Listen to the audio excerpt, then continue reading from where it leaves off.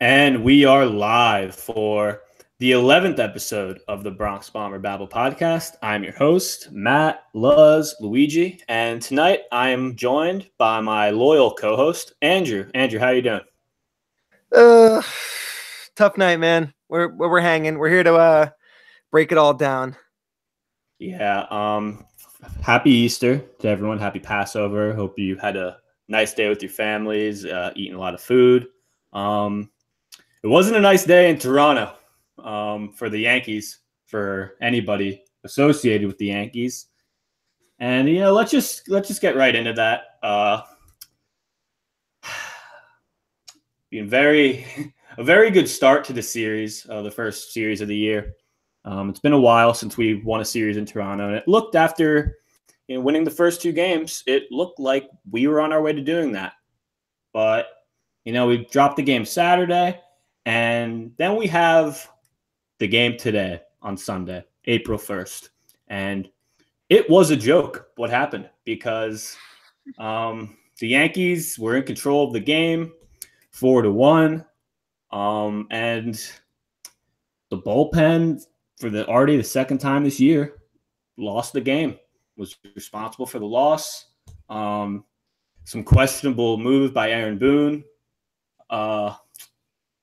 It's just so much to unpack. It's really very stressful. We're a few hours off of it, but I'm just going to toss it over to Andrew. Andrew, what was your reaction to the ending of the game, the final game of the series today, with Aaron Boone's decision making in that eighth inning? I mean, we'll dive more into what happened in the eighth inning and the Robertson decision to face Donaldson or face Smoke. To me, it was a stressful game. The whole, from the first pitch. I know we got a nice 4-run inning. You had the Didi double, the Neil Walker single, and then the Drury 2-run home run.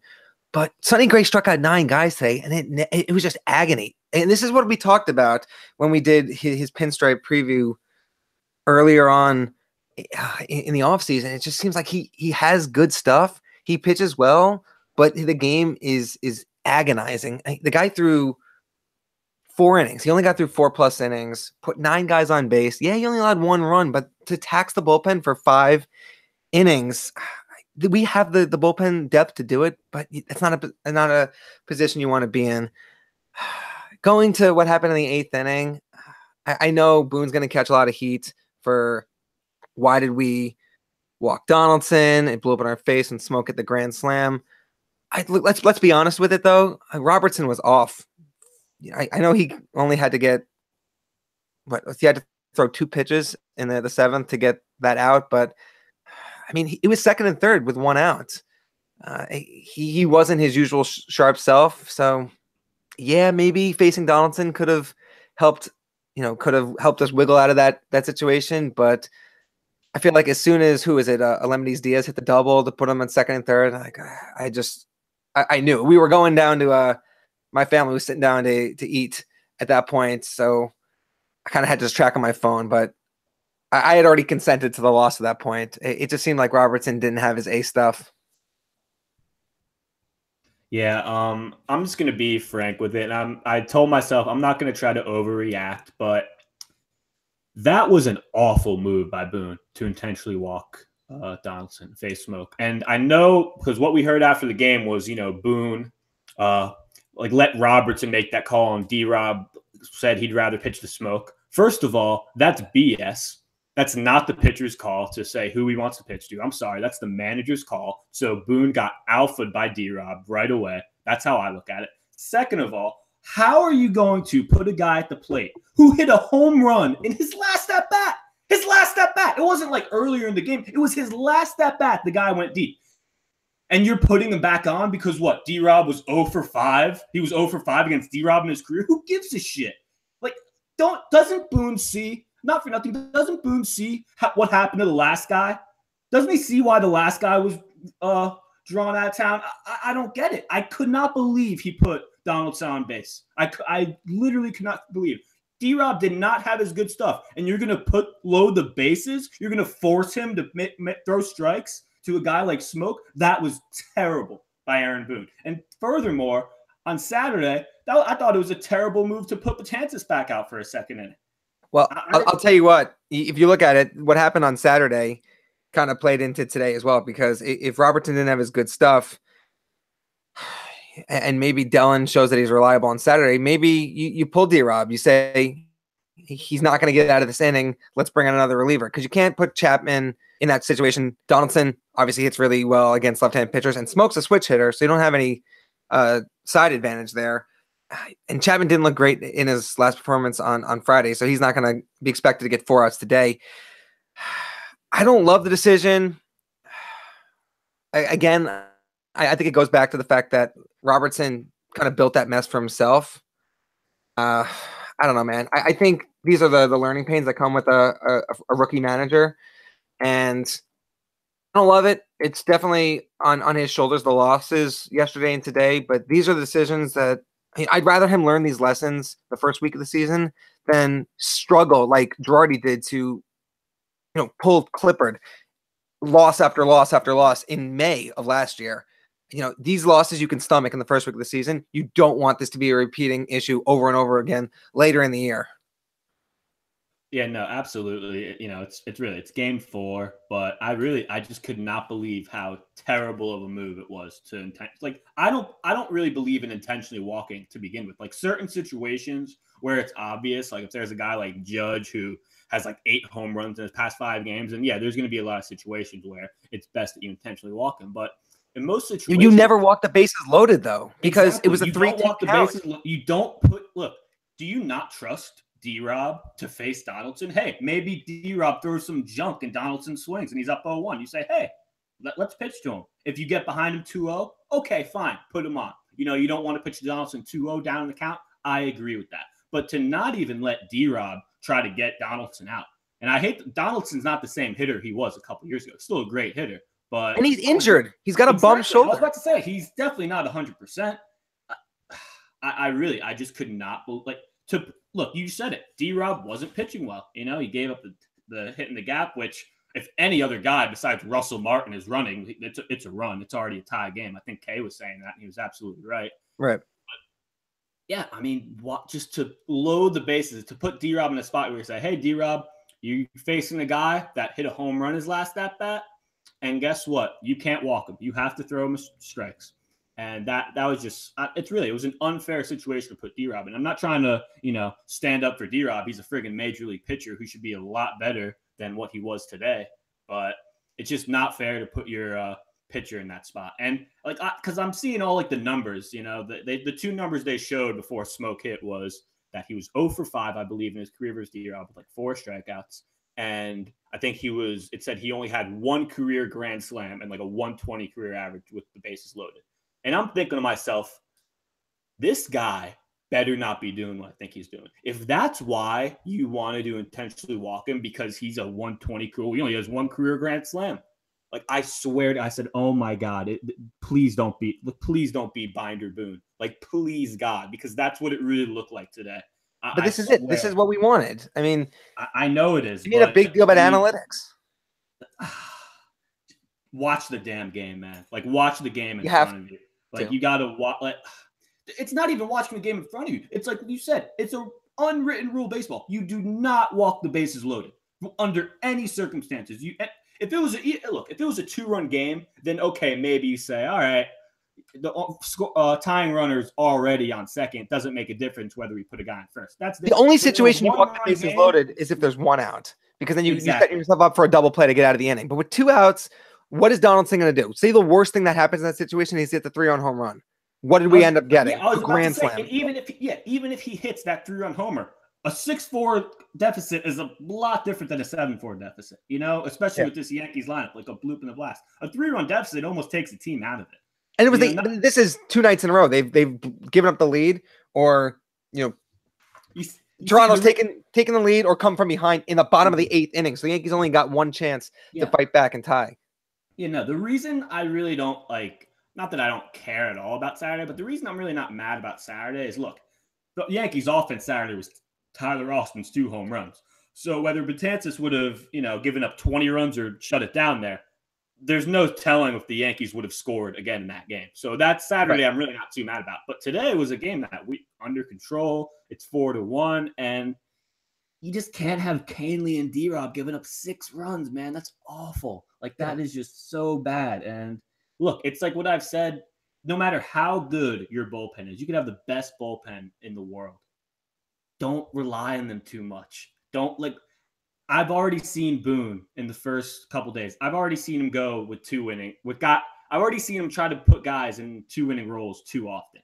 Like, I don't think Betances is a guy that should be going 2 innings. The only guy that probably should be going 2 innings is Chad Green, because Chad Green was the only guy out of the bullpen, maybe besides Chapman, that looked really good this weekend. Or Adam Warren, but he took the ball. Adam Warren. But off his ankle. Yeah, I was about to say that's why I forgot about him, because he left the game after that outing. But yeah, just a really upsetting game. Let's. You have anything more to say about it? Because I think we said what I need to say. I went on my little rant. I was just really upset about that today, because there's just these things you just don't do. There's things that sometimes that you do that it's just not smart baseball. It just doesn't take a genius to know that, hey, you don't walk the bases loaded to put a guy up that hit a home run in his last at bat. Yeah, no, I definitely agree that decision obviously came back to haunt us today, but it all starts with Sonny Gray today. And you had mentioned you can't keep putting relievers in multi-inning positions. You can't rely on the bullpen too much. If Gray gives the Yankees 5 1/3 or 6 innings as opposed to 4+, now you're not stretching your guys more than 1 inning each. It's in a perfect situation. Gray goes, let's say 5 full innings. Then you have Green 6 and 7. Robertson starts the 8th with a clean inning and doesn't have to warm up twice. And maybe things go differently there. And then you have Chapman in the 9th. I can't guarantee that even in that perfect situation, we would have held on to the lead, but I sure as hell think it would have turned out. It would have thought. I have to think that it would have turned out better. Yeah. So let's segue into reviewing each starting pitcher's performance from the weekend, because pretty good start, pretty good starting pitching. The starting pitching was the strong point. I believe the starters only gave up a combined 3 earned runs over the weekend, and the bullpen gave up about a million. So the starters showed out this weekend, and the one guy that probably didn't is Sonny Gray. And we had some debate about this in the BBB chat, and not even in the BBB chat. I saw a lot of people on Twitter in general say, tweet out that Sonny Gray, very good start. And then the first reply would be like, good start. What the hell are you talking about? 4 innings, 90 pitches. And look, I always say that the opening day, the guy's first start of the season, you almost have to grade it on a curve, because they're going to be throwing 10, 15 pitches less than they normally do. So you have to consider that. However, as Stephen A. Smith would say, even if it was just a normal day, I mean, he still had 90 pitches in the 4th inning. He still wasn't making it past 5 innings. You need more out of Sonny Gray. And this is just this performance today.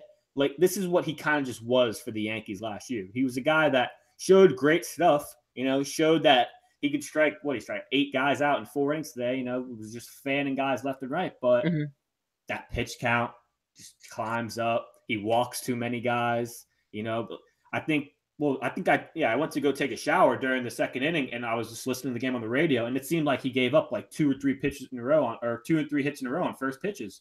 And he got bailed out by Judge making a great throw from right. There was 2 instances in the day where the Blue Jays probably should have had a run, but Russell Martin was running. Right. Just think of that. The Yankees got pretty fortunate there that probably the slowest guy on either team was running in 2 big spots today. But yeah, anyways, Sonny Gray probably was pretty fortunate to only get out of there with 1 earned run. But yeah, man, he's got to be better. And this is why, you hear people say Sonny Gray, he's going to be a, dark horse Cy Young candidate. He's going to be the best pitcher on the staff. But he pitches like this. He's got no chance. He didn't show that today, man. 8 strikeouts is awesome. But he put 10 guys on base in 4 innings. That is awful. That's 2.5 guys reaching base every inning. You cannot win in this league like that. And yeah, he only gave up 1 run, but if you continue to pitch like this, let's pull up the Blue Jays numbers with runners in scoring position today. I don't think it was great. You had obviously the smoke home run, but I mean, do you have that handy? I'm trying to look at the box right now. I can't find it. I have the box score handy on me right now. Obviously, it couldn't have been all that great. There was the one hit with Russell Martin, nailed at the plate.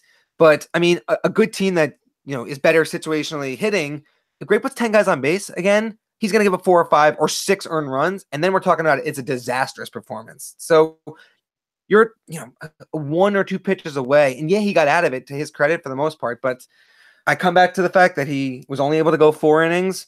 He taxed the bullpen for 5 innings. More than likely, something's going to go wrong. And today, something went wrong. Yeah, no. And by the way, they were 3 for 11 today with runners in scoring position. So they left 9 runners on base. So yeah, but that's a decent performance, but by no means dominant. They left a lot of guys on base. The Yankees were only 1 for 5 with runners in scoring position today. So not a lot. Imagine that though, that they've only had 5 at bats. Mm-hmm. And I know Stroman's pitching, but he was also coming off a shoulder inflammation in spring training. He was on a limited pitch count. I think they only let him max out at like 85. I think that's actually what he threw, but that was his cap. And let me just almost compare like how ERA, especially early in the year, can be deceiving. Stroman went 5 innings and let up 4 runs, while Gray went 4 innings and let up 1 run. Yet Stroman only allowed 3 hits, 3 walks, and struck out 8, while Gray allowed 7 hits, walked 3, and struck out 8. So, despite Stroman giving up the 4 runs, you could almost argue that Stroman pitched was better today than Gray. One mistake to Brandon Drury, and he had a really, really good start, especially after that, the 4-run, what was it, the 3rd inning? I think he got his last 6 or 8 guys out in a row to end his performance. Yeah. So, Clipper. I'm looking at Tyler Clipper because he got the friggin' win today. That makes me so mad. That was another disappointing factor of today's game. The fact that the Blue Jays bullpen that's just so mundane is so just not good. Just shut down the Yankees. And through 2 games, they had all appeared. So the Yankees had the last 2 days to see the same pitchers for a second and even in some cases 3rd time, I believe, with Danny Barnes pitched 3 of the 4 games, right? Like they've seen these guys and they did nothing with them. Yeah, I think we're gonna get into this a little bit later, but the offense was definitely a little bit underwhelming to start the year, and especially when usually it's the offense that's hot to start the year, whereas pitching it takes a little time to cool in. But it was kind of the opposite for the Yankees. Now, Saturday's game, the game that Dellin Betances was responsible for the loss, was started by CC Sabathia, and CC just it was almost a vintage, Sonny Gray start for him in his first start, and it was a vintage CC start from 2017. His start today or yesterday. 5 innings, 5 hits, 2 runs. Only 1 of them were earned. 2 walks, 4 strikeouts on only 84 pitches. He pitched. He didn't have his best stuff. He was, leaving some pitches up, but he pitched well. He got the job done. He put his team in a position to win, which is all what he did last year. So, Andrew, what do you think of the big man's first start of the year? Similar to Gray in a bit, where I almost felt like you're watching him, you look at the stats and you're like, oh, wow, only 1 earned run, only a couple guys reaching base. But it just seemed like he was off. But it's, again, like you said, he didn't have his best stuff. But, man, did he nibble and really work the corners, work the soft location. And to get through 5 innings and only allow 1 earned, and on the second run came in on the Drury error, or the man reached base because of the error. But CC, he battled, and that's what he's going to do. He's a wily vet at this point. He's not going to blow anyone away, as we've chronicled. But I love that he was able to stay in the game, not implode. And one interesting thing to Aaron Boone's credit that I don't think Joe Girardi would have done last year is when CC put the guy on in the 5th inning, and he looked like he was at the end of his rope. Boone stuck with him, and CC got the inning-ending double play to complete the 5 innings, put himself in position to potentially get a win, hold the Blue Jays to 1 run. That was huge, and I really appreciated Boone sticking with his veteran there and allowing CC to work out of the jam himself. Yeah, that was, if I'm gonna diss Boone for his terrible moves today, that was a great move by Boone to stick with CC there, and it worked out for him, right? He gets the double play. But yeah, CC, I really think that if he just, look, obviously if he only goes out and allows 1 run over 5 innings all year, but yeah, if he just pitches like that all year, just gives him 5-6 innings, keeps him in the game. That's all he did last year. It really is just nice to see him pick right back up where he left off. But I think you could argue between Sevy and Tanaka, but I think Tanaka might have had the best start out of the 4 Yankee pitchers. I mean, after that home run he allowed early on, I mean, he was just shut down. I mean, what did he retire? 13 straight guys at one point? I mean, there was a guy that, hey, if it wasn't opening day, he's going back out for that 7th inning because he only had, I think, 81 pitches. So he was just cruising. Yeah, he was just cruising along. 6 innings, 3 hits, 1 run, no walks, 8 strikeouts, just that 1 home run. Yeah, Tanaka, I don't get – let me just say something about Tanaka. I was a guy that was saying that the Yankees should shut him down last summer when he was giving up like 2-3 home runs every start. And by shut down, I don't mean like, out for the season. I just meant they should shut him down for like a month or just a certain time period because he was literally that bad. So, let's just get that straight. But this whole perception that so many Yankee fans just think Tanaka sucks, that he's just bad, just because the guy's not an ace. Like, look, just because some people have these expectations of him of being this ace and he's not quite that, doesn't mean he sucks. The guy's a really good pitcher. If you look, he had a bad 2017. He had a 4.74 ERA. He was bad. His first 3 years were great. I mean, he was a great pitcher in those 3 years. And I mean, look, even last year, how many starts did he have where he was just unhittable, shut down?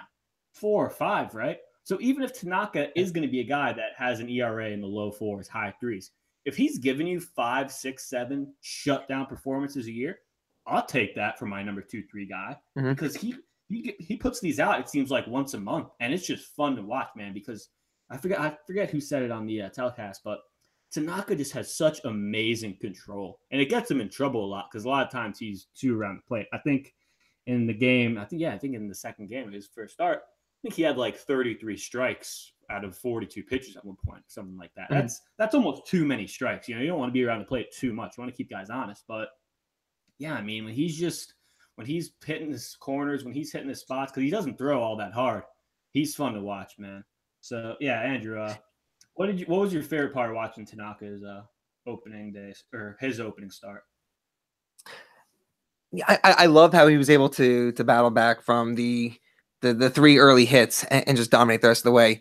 To go along with what you're saying, how a lot of Yankee fans think that Tanaka sucks, maybe it's just a New York thing. This is the only market I've ever experienced, but there's such a stigma of what have you done for me lately? And yet Tanaka was nails his first year before having the UCL injury, came back with strong 15s and 16s. Last year was 3rd in the league in home runs allowed and a bloated ERA mixed in with a couple gems. He didn't have a good spring training either. And so to see him allowed, I think, 2 doubles and a solo home run in his first 2 or 3 innings pitched, at least me, and I'm gonna own it. I started rolling my eyes like, here we go again with Tanaka. You had mentioned that he has really good control. He did not have good control over his splitter. He favored his slider a lot on Friday night. It looked like he was leaving that pitch up.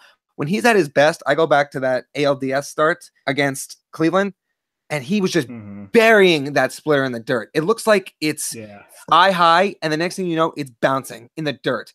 Like, that is an unhittable pitch to hit. But when you can't locate it, when it doesn't have that much dive on it, it's a meatball. And I think that's where he was getting burned. So what I loved is that he was able to understand that wasn't going to be his out pitch today. He couldn't put away batters in 2 strike counts, and he went with a different pitch. The slider was effective, and he absolutely dominated the second and third time through the lineup for the Blue Jays. Gave the Yankees everything they needed. And if he's that, even in the same league as that type of pitcher this season, the Yankees have a bona fide 1-2 dual threat, like a hot knife through butter. Those what you can get from Tanaka and Severino. The only fear is, will he battle with the long ball? Will he battle with his control? But if not, I mean, Tanaka is primed. And I even wrote this when I wrote my bounce back candidates piece this year. I wrote 3 guys: Tanaka, Betances, and Bird. So Tanaka's the only player I have left in this right now. So I'm going to stick to that. Yeah, I mean, like, I don't have this off the top of my head, but I mean, Betances is a guy that just usually doesn't give up home runs. And the fact that he's already given up 2 through 2 appearances, it's really worrying, man. I know we love to talk about Katie Sharp on the show because she has unbelievable stats. I believe I saw it yesterday. Dellen's second home run allowed in 2017 was in September. His second home run allowed in 2018, March 31st. Yeah, I'm saying Dellen's the type of guy that usually just doesn't give up home runs. Like he gives up like a couple home runs a year, and that's it. And the fact that 2 appearances, 2 home runs, just because look, I think I said on this podcast before that I thought that I said Dellen's gonna come, he's gonna come out with the yips, and I could sit here and say, oh, I was right, but I wasn't right. He doesn't have the yips. He's throwing strikes. He just sucks now. It's like there's a difference between the yips and then, oh, wow, he's given up a home run in each of his 2 appearances.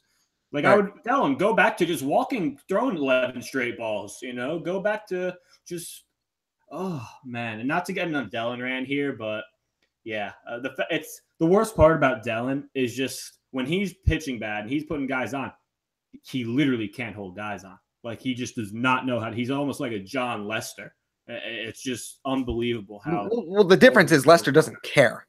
Yeah, Lester true. Literally just even though he's so different. It's so different. Like they're two but neither can hold guys on, or neither holds guys on. Right, but I feel like Dellen tries. Yeah. And remember, they almost had a stolen base in the 7th inning. Remember, he tried to get Boone tried to get 2 innings out of him yesterday. And Gary threw that missile down to second base. I think it was Granderson running, right? And he threw him out. It took a perfect throw to get out a speedy runner in Granderson. And if Gary can't be counted on to make that throw every single time. Mm-hmm. The worst thing was, jeez.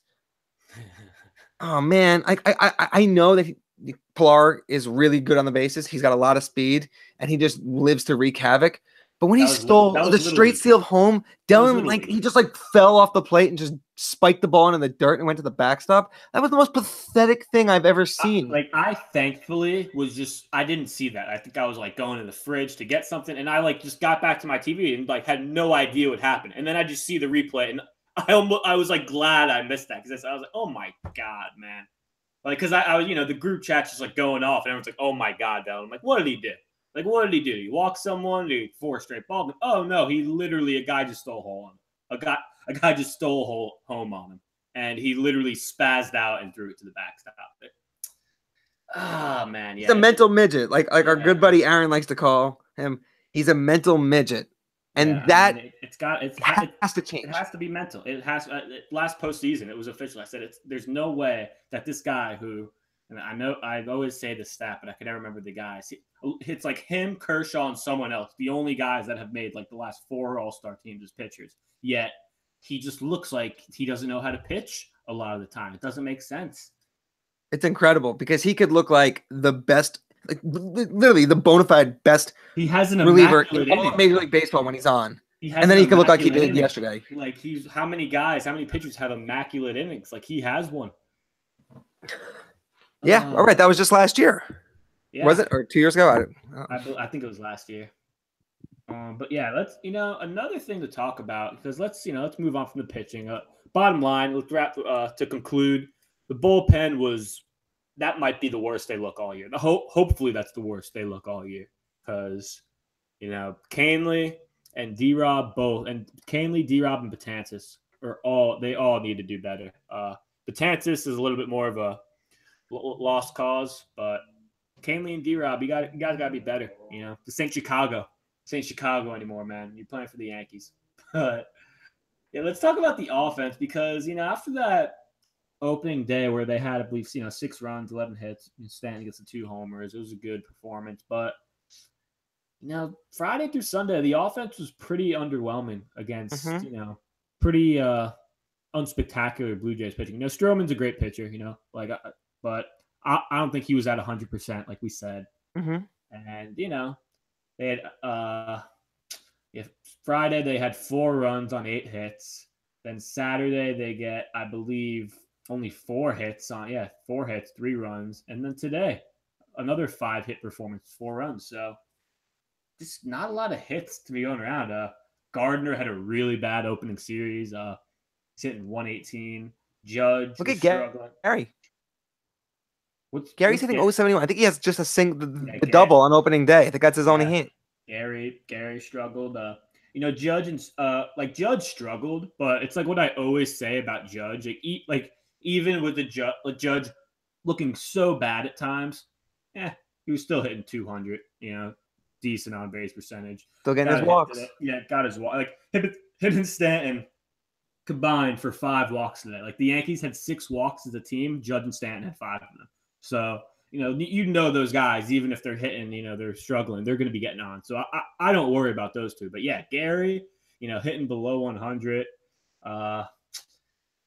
Really the only guy that's at, well, it's too early to talk about batting average, I know. But the only guy that's hitting over 300 out of the starters is none other than Brandon Drury, who had a great opening weekend. And, a lot of people on the Bronx Bomber Babble podcast and the Bronx Bomber Ball blog in general did not like the Brandon Drury signing and were not fans of it. And, think I'll include myself in that. I wasn't as big of a Brandon Drury detractor as some, but I definitely wasn't a fan of the move. But, he had a really good weekend. And look, we keep saying it's 4 games down, 158 to go. There's still so much season left. But, yeah, great opening weekend for Drury. Had the home run today. Had he had the RBIs, I believe, on Saturday. Great opening weekend for Drury. But, yeah, who either stood out or worried you in this Yankees lineup through the first 4 games? I'll give you one of each. Who actually really stood out as well is Didi. It seemed like at least the last 3 games, he had 4 or 5 extra base hits this series. I was about to say, I feel like all of his hits so far are like extra base hits. Yeah, Didi is really seeing the ball well, and he's not going to have, you're not going to wake up tomorrow morning on the home opener and see he's batting 350, 400. He's hitting 286, but he's getting good cuts and he's driving the ball, which is definitely a good sign. I think it was David Cohn said today on the broadcast, we don't even know if we've seen his peak yet. So, I mean, he's gotten better every single year since joining the Yankees, and it looks like he's on a trajectory to keep that going in 2018. Someone else who, all that really didn't impress me that much, unfortunately, is Tyler Wade. He had the big 2-run double on Friday night, but he hasn't done anything else since. And I'm begging for him to be a strong hitter. I was really pulling for him to be the starting second baseman out of the spring. Something looks off right now, and I don't know if he just needs some more seasoning, maybe just more confidence in his swing, but he's struggling too. Yeah, and like the thing with Tyler Wade is like, you don't want this to be the case, but it might turn out to be. Some guys have everything, right? Some prospects have every single tool in the book, except they can't hit at a major league level. Mm-hmm. And that, that's a deal breaker. And like, you've seen so many prospects that have like, they're great fielders, they're great, great hitters, great base runners, great this, but they can't hit above 200 in the MLB. Well, guess what? You're not going to make it. And Tyler Wade, that's what I said. That's the main reason why I said you can't just put him starting at second base to open the year, because he hasn't proven that he can hit at a major league level. And, that career average for him is just going to continue. It's just going to be harder and harder for him to dig himself out of that hole the more bats he gets. But he really hasn't impressed me. The guy that I got to say, I'm just going to go with the obvious answer. It's just having Stanton in the lineup. Like, I know he hasn't had any home runs since opening day, but just having him in the lineup and just seeing, him and Judge really, like, both those guys, like, it's so weird. Like, there's just times where both those guys look so bad. Like, they just look so bad at baseball. Like, they look like if you showed those two guys some of their bats to people who've never seen the Yankees or didn't know who they were, they would think they were like the 8 and 9 hitters at times. But I mean, you just know that those guys are both so streaky. And man, I'm telling you, man, if those guys get really hot at the same time, the only word that I've described Judge and Stan hitting together is hell. Like, that's the only word I could think, because that's what it is for opposing pitchers, for opposing teams. If those two guys get hot and continue to hit 3 and 4, 2 and 3 next to each other. But yeah, and what the real hell is when you have to go Judge, Stanton, Sanchez, which curiously we only saw on opening day. That's another thing. I did not like that. How you saw Judge, Stanton, and Sanchez on opening day worked very well. They all had hits. They all, produced. And then right away he goes away from it. And It's got to be due to the Hicks injury. Yeah, it has to be. And another thing I was going to mention, first of all, we didn't even mention him, but shout out to, or we did mention him, but I didn't give him enough to shout out to Tyler Austin having, it's funny, Andrew, I know I got a kick out of this. Andrew, so, Tyler Austin, I think it's like first 5 at bats, he was struggling. Andrew goes to the group chat, man, Austin looks really bad. Next 2 at bats, home runs. You know what though? He looked flat-footed. He was taking like Chris Carter. I was about to say, and in Andrew's defense, he really did just look bad. Like I remember like watching his first at bat of that second game, just saying to myself, "Oh, like that was that was not a good at bat for Austin." Right? And then he teed up 2 balls and hit bombs. Not even hit home runs. He literally just crushed the next 2 balls. But Austin had a great game, but to hit 2 home runs. And then you're out of the lineup the next day.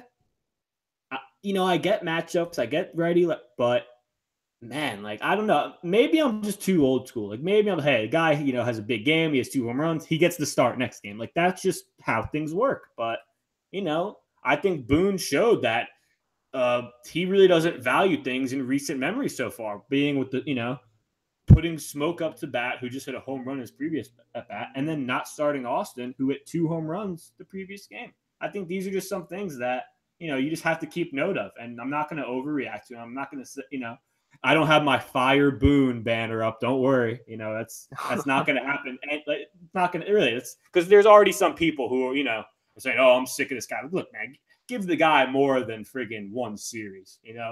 If this team just, because look, let's face it. If this team gets hot, if this team rallies off, I don't know, 15 out of 18 or whatever, and they just start dominating, Aaron Boone's, it's not going to be because of Aaron Boone. It's going to be because of the Yankees. So Aaron Boone, like I've said from the beginning, he doesn't have to do too much. He doesn't have to overmanage. And I think he's overmanaged a little bit in the opening weekend. You know what? I'm actually not as big of a critic on that. Just because a guy had a really big game, I mean, there's no guarantee of success the next day.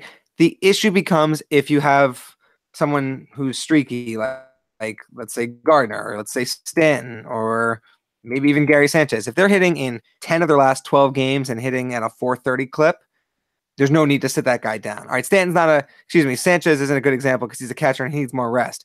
But the other guys, if they're hitting, if they're in an extended period, an extended streak where they're hitting well, you don't sit that guy down until he goes over 4.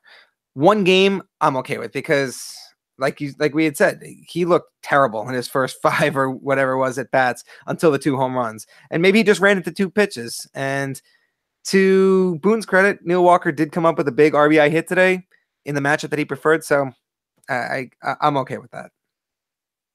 Yeah. Like I agree with you. It's like, hey, what does it guarantee you that Tyler Austin's just going to, have another 2 home run game? Or even just get on base, Exactly. That's another good point, especially with Austin. Because, how fast does that move blow up in his face if he starts Austin again? Then Austin has what he most likely would do and, go 0 for 4 with just some really bad at-bats. But, yeah. Yeah, and then you never know what you would have gotten. Nope, you would not have. Let's talk about Judge a little bit because, he had one of those series where he wasn't really seeing the ball well. He started to take his walks towards the end, but he was just, he struggling a little bit towards in the second and third games. But I think he's fine. I think we saw all last year how he's really just hot and cold. There's times where he looks like he's one of the worst hitters in baseball, and then there's times where he's one of the best hitters in baseball. But what I do have to say, and I'm not going to say worried, but just a little disappointed was a lot of double plays. I think he had 3 double plays in the first 2 games, 2 in 1 game. Can't be having those. So double plays are what they call bad. But yeah, I mean, I think, double play, knock around a double play is mostly luck. It's mostly just, luck of the draw. But let's look forward to the home opener that hopefully happens tomorrow. Andrew is supposed to be going, but as you know, this time of year in New York and the Bronx and the Northeast, it's very very bad. Very bad out. It's supposed to be low 40s and raining slash snowing tomorrow. So you don't know if this game's going to get off, but Jordan Montgomery will be making the start for the Yankees. And they will be, look, they're facing the Rays. That should be, it's only 2 games, but that should be 2 wins when you face the Rays. Especially after dropping 2 games in a row that you probably wish you would have won. So, Andrew, do you see the Yanks getting back on track with Gumby going Monday and Sevy going Wednesday? Are we talking offensively or with the pitching? Because in cold weather, it's usually harder to. The batting always seems to struggle in cold weather. I'm not honestly worried about Montgomery. I think Tampa Bay has got. I don't even know half their lineup at this point. I mean, they traded away Longoria, which is going to be big with a lefty on the mound. They got back Span. That doesn't really bother me. I'm not too worried about them against their offense against Monty tomorrow. Really, the 2 guys I look at, are really Kiermaier and Hechavarria, and those guys are both more like defensive guys. Yeah. Really just very underwhelming lineup. And Adaney, for whatever reason, came up with huge hits against the Yankees last year, even though he hit like 200. So, and I didn't even put in like the show notes, the matchup, because I literally checked an hour ago on ESPN, and the Rays don't even have who they're starting tomorrow. I don't know if they've announced it, but it's not on ESPN right now. So no, they're doing a since they have a 4-man, like man by committee. Yeah, they're gonna have what they say a bullpen day. So there will be obviously a starter. Someone has to pitch the first inning, but they're probably going to go 1 or 2 innings, and they're just going to piece together the entire game with bullpen arms. Doing that like the 5th game of the year, like that's they're going to do it the whole year. They have a 4-man rotation. And the only thing that it makes sense this year is, I don't know if you guys, all of our listeners noticed that the season started in March instead of April 2nd or 3rd or whatever. MLB built in a few extra days this year of rest, and I think the Rays are trying to leverage that, where you can get away with, let's say, a 4-man rotation for the majority. Now the Yankees, on the other hand, started off the season with 5 straight games. I did Tampa, of course, but the off day on Tuesday will help after tomorrow's game. So if they burn out a bullpen arm, they can use them again in game 2 on Wednesday. And then, of course, there's some more rest days the rest of the year. So Tampa is gonna make it work. I don't know how, but they're committed to it. And it's funny because they were banking on Nathan Eovaldi being in their rotation, and he's out for who knows how long, and they're still committed to the 4-man rotation. Yeah, they are fully committed. After they won that first game against the Red Sox, 6-4, in which they came back. Denard Span had that bases clearing triple. But in games 2, 3, and 4, much like the Yankees, probably even more so than the Yankees, they struggled offensively. They got shut out Friday by David Price. They only scored 2 runs Saturday, and then they only scored 1 run today. So wait. Was that game on Friday 1 inning? Yeah, it was a. Hey, how does a reliever shut out a team? Yeah, David Price, man, he's back. They gave him a chance to start. Okay, David Price is back until his back actually gives out, and he's. Yeah, but both games, Monday and Wednesday, are at 1:00. Tomorrow's game is supposed to be on ESPN. I really just don't think it's happening. Sad as that is to say, but you don't think they're going to play tomorrow? I mean, that New York weather is just so bad. I've seen the forecast. I'll tell you what, though. I live right here, and I've been tracking it all week. It's going to clear up by 10 a.m. It's going to be cold, and I'm going to be there. I'm going to be miserable, but precipitation is not going to be an issue. Well, I'm happy to be wrong. Let's just, wrapping up the show. After the Rays, the Yankees, I believe they play Baltimore after. They're going to be playing a lot of AL East games. I think their first 13 games against the AL East. They play a 4-game set against Baltimore. Then they're in Boston for 3 games. And then the schedule gets a little easier, playing the Tigers and the Marlins, 5 games. So, a lot of AL East to start the year, which I think is good. Know what you have in front of you. Get that early matchup at Fenway out of the way early on. But and by the way, in that Fenway series, it's going to be Sevy, Tanaka, and Sabathia, and then Johnson, Sale, and Price are supposed to go for the Red Sox. So that's going to be a good one. Mm-hmm. But yeah, just it was a great first two games, and yeah, those last two games just were very left a very bad taste in many Yankee fans' mouth. Going to be a lot of stuff coming out Monday morning about Boone and about going to be a lot of overreactions. I'm probably going to listen back to this show and hear my rant and say, I probably overreacted a bit, but it's no, justified. I don't think so, though, man, because these are the worst type of losses. If CC or Gray go out and just get blasted,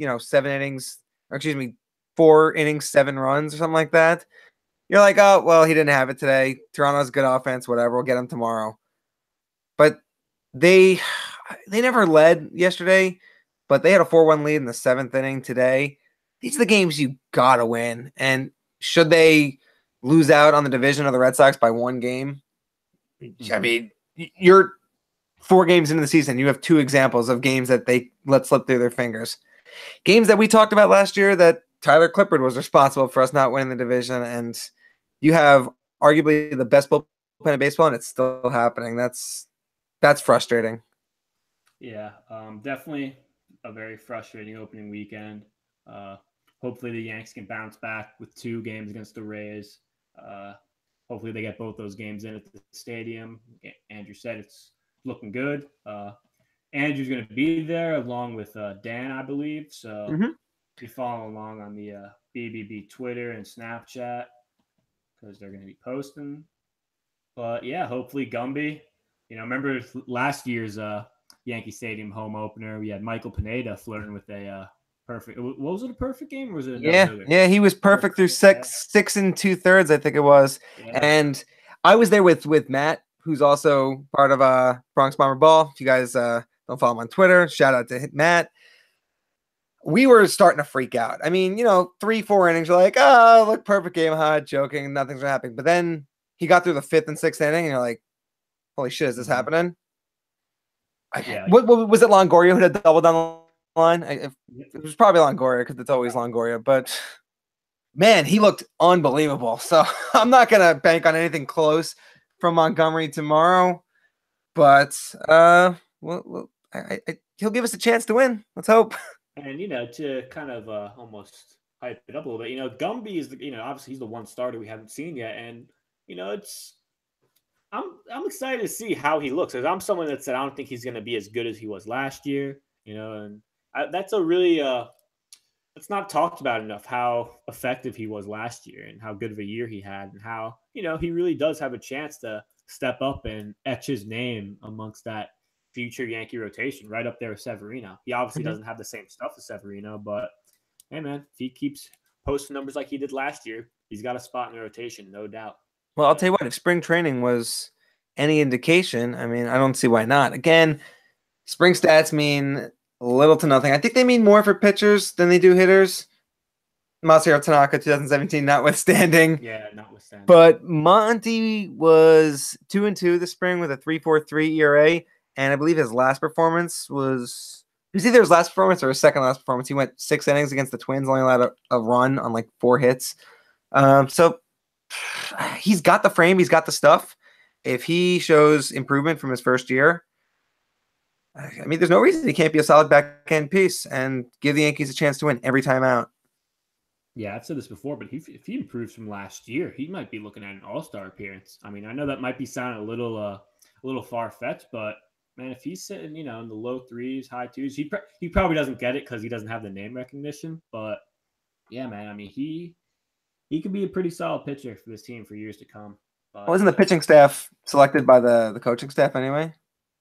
Yeah, I believe that's a good point. There's no fan voting. Thanks for correcting me there, Andrew. There's no fan voting for the pitchers, but I mean, it still could factor in, but amongst coaches in terms of name recognition, Mm-hmm. But yeah, another thing to look for as they head back to the stadium is, Aaron Judge, as we forget last year, was actually incredible at Yankee Stadium. Mm-hmm. Was literally like the best hitter. Probably had the best season hitting in Yankee Stadium in history of Yankee Stadium. So hopefully he could hit his first dinger of the year. He hasn't gotten that yet. What I was encouraged by Judge is that if you look at his pitch count, the last 3 games, I think he went 13. That's incredible. Aaron Judge only saw 13 pitches and 4 at-bats on Friday, 15 yesterday, but 22 today in drawing those walks. Usually that's a good indication that someone's starting to see the ball better and maybe come out of a funk. So he hasn't really done much this year aside from an opening day double. So hopefully, he can start figuring out with a little home cooking. Mm-hmm. I just want to read in game 2, Didi had 4 at bats. He saw 12 pitches. Game 3, he had 4 at bats. He saw 9 pitches. And then game 4, 4 It's at like bats, 8 today, right? pitches. It's unbelievable. Like I literally can't get over that. Like I make it a point like almost after every game to just look at the box score and see like how many. It's usually like 2-3 pitches per at bat. Like it's just crazy, man. The guy, he's got places to be. He's in a rush. But and there's still people who think that he'd be a good leadoff hitter. Yeah, that's 6 pitches an entire game. How many first pitch outs would we have to start the game? Oh my god. Yeah. But yeah, that's our show. Hectic first 4 game. But remember when I said like we're gonna have stuff to talk about once the season starts, and my god, did we have stuff to talk about today? It was just a 2-man crew tonight, but as always, we'll be back probably a couple more of us probably during the week. Probably have a show right after the game Wednesday or before the game Thursday or after the game Thursday. We'll see. And then we'll get on our regular Sunday night spot starting next week. Yeah, it was a little different this week, obviously being Easter. Everyone's, with their families. But, yeah, we'll be back on our normal Sunday schedule next week. Hopefully we'll get our first series win and this week, and that's either going to be against the Orioles or against the Rays. And, we could split both those series, right? One's a 2-game set and one's a 4-game. So we might be on next Sunday with yet our first series win and without our first series loss. So imagine that. Hope that's not the case, but hey. Yeah, I don't want to be 5-5. That's depressing.